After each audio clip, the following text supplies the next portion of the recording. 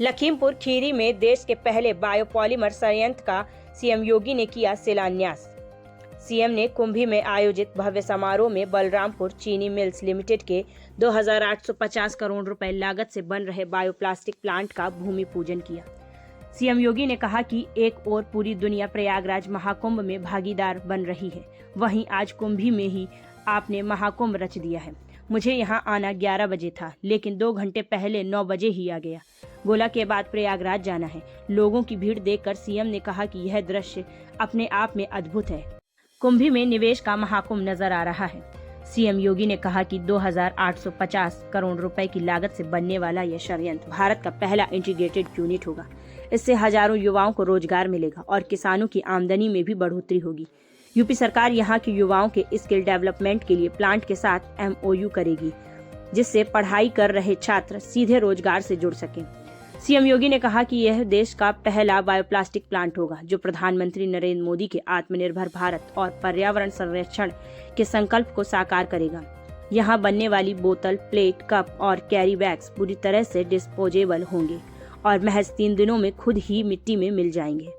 CM योगी ने पर्यावरण संकट पर चिंता जताते हुए कहा कि ग्लोबल वार्मिंग के कारण असमय बारिश और सूखे जैसी समस्याएं बढ़ रही हैं। सीएम ने कहा कि यूपी सरकार जीरो लिक्विड डिस्चार्ज तकनीक को अपनाकर नदियों और नहरों को सुरक्षित रखने का प्रयास कर रही है। सीएम ने कहा कि यूपी में 45 लाख करोड़ रुपए का निवेश प्रस्ताव आया है। अब तक 15 लाख करोड़ का निवेश हो चुका है और 3 से 5 लाख करोड़ रुपए के प्रोजेक्ट लाइन में है। 7 से 8 लाख युवाओं को नौकरी भी मिल चुकी है। सीएम योगी ने कहा कि 13 जनवरी से 22 फरवरी तक अब तक 60 करोड़ श्रद्धालु संगम में आस्था की डुबकी लगा चुके हैं।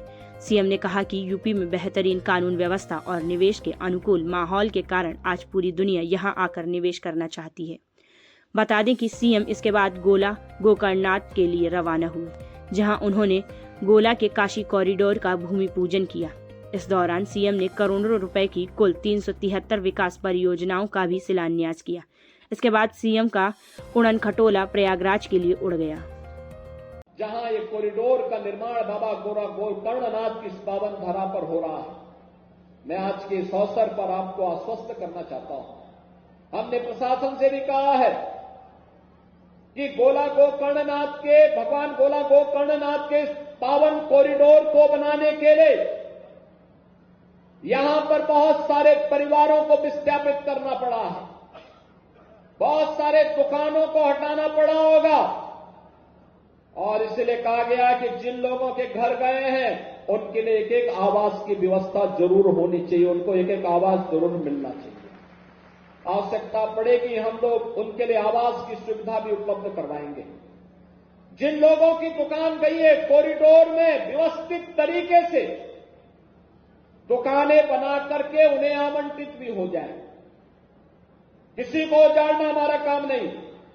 सुंदरीकरण के साथ साथ लोगों के जीवन को सुगम बनाना भी इस सरकार का उद्देश्य है और सरकार उसी दिशा में प्रयास करते हुए आगे बढ़ रहा है। यहां पर साधन नहीं थे, बुधवार नेशनल पार्क था, लेकिन वहां पहुंचने के लिए कोई साधन नहीं थे। अब तो हम लोगों ने फलिया में एयर स्ट्रीम को एयरपोर्ट के रूप में विकसित करने के लिए पैसा भी दे रखा है और मैं भी रोमी जी से यही बात कर रहा था। इस पैसे के साथ साथ यहाँ की बाढ़ की समस्या का स्थायी समाधान करने की दिशा में भी सरकार कदम उठा रही है।